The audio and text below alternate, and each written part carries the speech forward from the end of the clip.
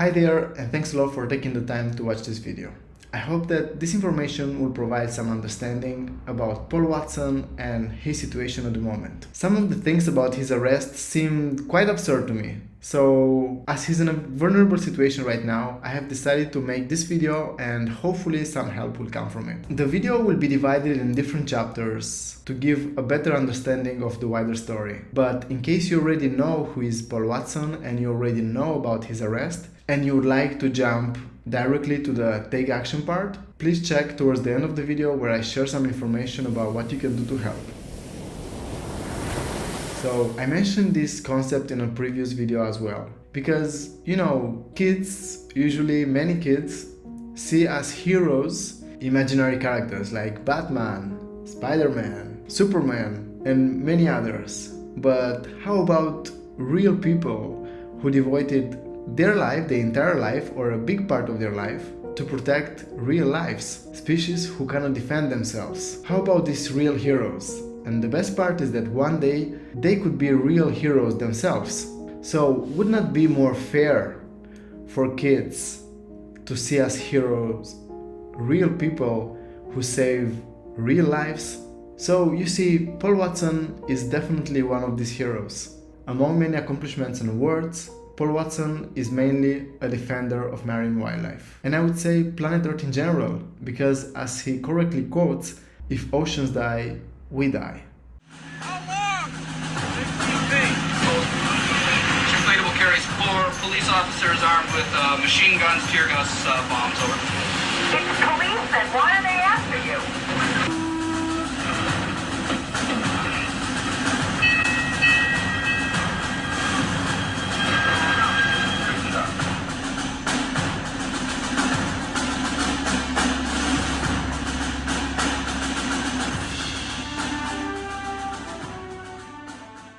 And by the way, I never met Paul Watson in person, but he's an inspiration for many people. I personally done 3 operations with his previous organization, which is called Sea Shepherd Conservation Society. And in case you ever wonder who filmed this video, yes, it was me. You might hear my voice a bit strange. It's because I recently got a cold. Actually, last night I only got a few hours of sleep. In case I will make any errors, please be understanding.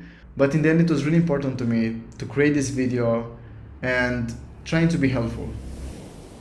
On 21 of July 2024, Captain Paul Watson was ambushed and arrested by the Danish police on his arrival in Nuuk, which is the capital of Greenland. So he was on board the vessel John Paul de Juria together with 25 volunteer crew members. And they stopped in Nuuk to refuel, because basically they were on their way through the Northern Passage to the northern side of the Pacific Ocean. And they were there because it was the beginning of the operation Kangei Maru, to stop illegal whaling made by the Japanese. The initiation of Operation Kangei Maru, we're setting our sights on probably the greatest threat to whales worldwide, and that's the recently launched Kangei Maru, the world's largest whale processing factory vessel.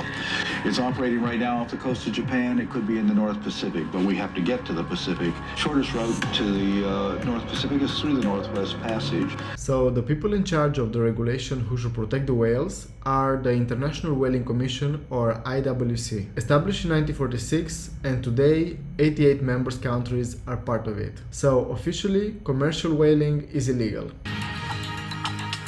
Commercial whaling was banned in 1986, but a piece of the law allows for a certain number of whales to be killed each year in the name of scientific research.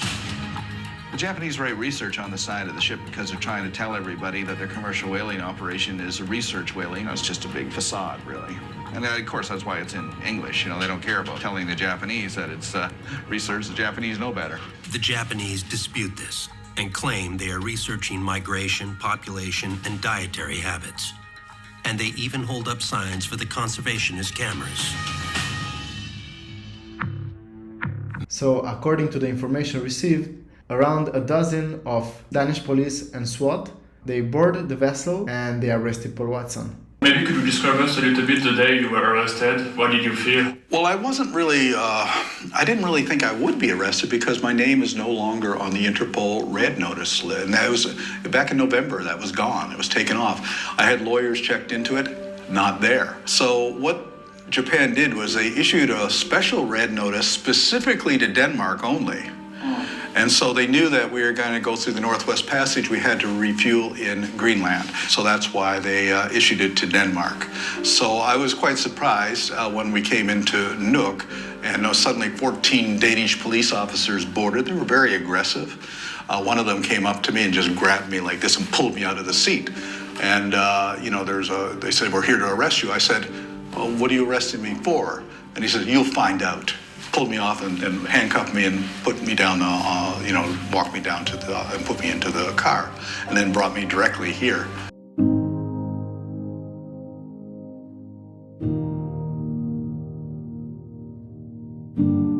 They're trying to portray me as some sort of dangerous criminal. In fact, the police officers who arrested me said that I was a dangerous terrorist, and that when they pulled me away.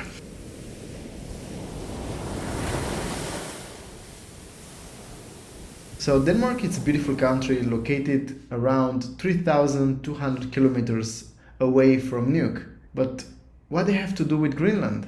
Oh, in case you didn't know, Greenland is a North American island, which is huge by the way, and it is an autonomous territory but part of the Kingdom of Denmark. So autonomous territory but still belonging to Denmark. Together with Faroe Islands, where in 2023 Paul Watson Foundation documented on the location where hundreds of pilot whales are killed every year.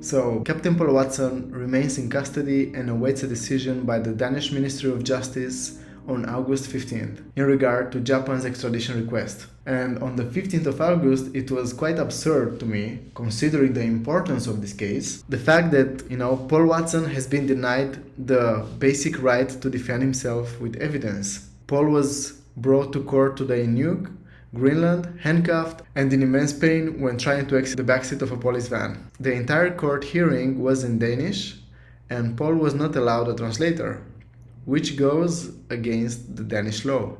So, in case you don't know, and I didn't know, Danish sounds a bit like that. Japan søger hævn for den internationale ydmygelse forårsaget af Whale Wars TV-serien. So definitely difficult to understand. So, how could you defend yourself if you're not even able to understand what they're saying?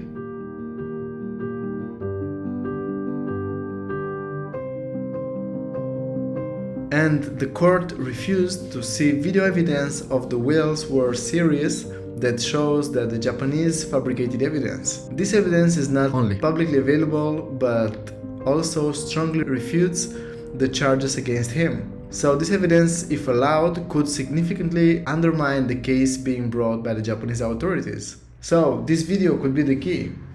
If simply the Danish authorities will accept to watch it, and let's watch this video.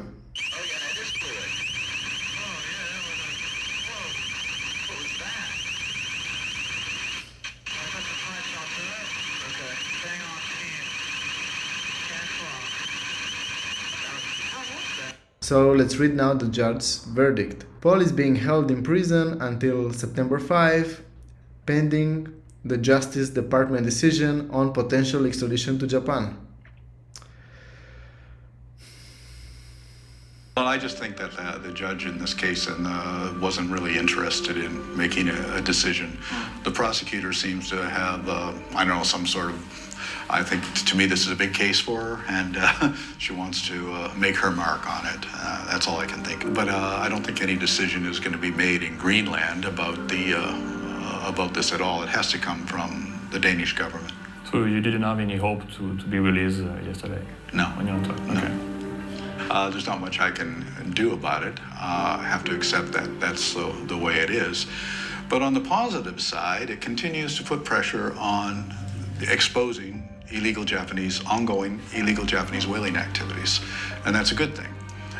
So I have no problem with that at all. As long as I'm in here, people are going to be talking about what Japan has been doing illegally killing whales, the cruelty of the whale hunt, the illegality of the whale. This is the latest email I got from the Paul Watson Foundation, and there are basically 3 charges against him. Charge number 1, bodily injury. Anyone who injures the body of another is liable to imprisonment for up to 15 years or a fine of up to 500,000 yen. So basically in February 11th of 2010, 2 crew members of the Japanese whaling vessel Shonan Maru 2 fired pepper spray at 4 anti-whaling activists in an inflatable boat. The wind turned their weapon back on them, but they claimed that a glass stink bomb injured them instead. So that's the first charge, which is related to this previous video. And charge number 2, it's intrusion into boats and ships. So on February 15, 2010, New Zealand citizen Peter Bethune cut a small net in order to board the Shonan Maru 2. So you guys might know this story. So Peter Bethune gained entry onto the whaling ship to request reimbursement from the Japanese captain who rammed his vessel. Basically the IDG of this vessel was cut in 2, causing it to sink. And that's the charge number 2.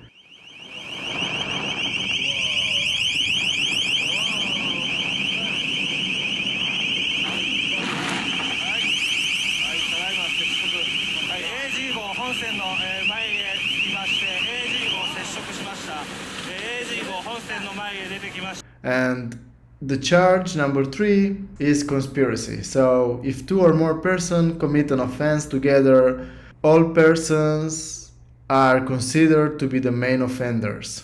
So despite the destruction of his ship, Peter Bethune was sent to prison in Japan and served a suspending sentence, 4 months in jail, 2 years suspending sentence and deportation. Under duress, Peter confessed that Paul Watson ordered him to board the ship, a claim he later retracted, revealing the coercion he faced in Japan custody. This fabricated confession added a conspiracy charge against Paul. Basically, the Japanese, tortured mentally Peter Bethune, weeks of interrogations until he confessed something that wasn't true, just so he can be released and go back to his family in New Zealand. So Paul concluded his statement on the 15th of August 2024 with this affirmation: "It's obvious to me that Japan is seeking revenge for the international humiliation caused by the Whale Wars TV series reporting our actions against illegal whaling. But my 2 little boys need me more than Japan needs its revenge," which makes a lot of sense. These kids are very, very young. They need their father, and hopefully Paul Watson will get back to them very soon. I think that my children need me more than the Japanese need to seek revenge on me.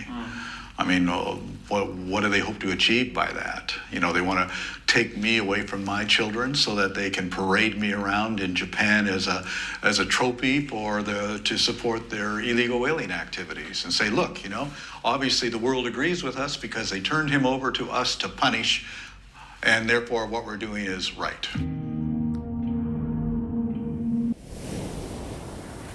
To be honest with you, my impression is that extradition to Japan for Paul Watson truly means that we will never see Paul Watson again. He's 73 years old at the moment, and the whales and the ocean still needs him.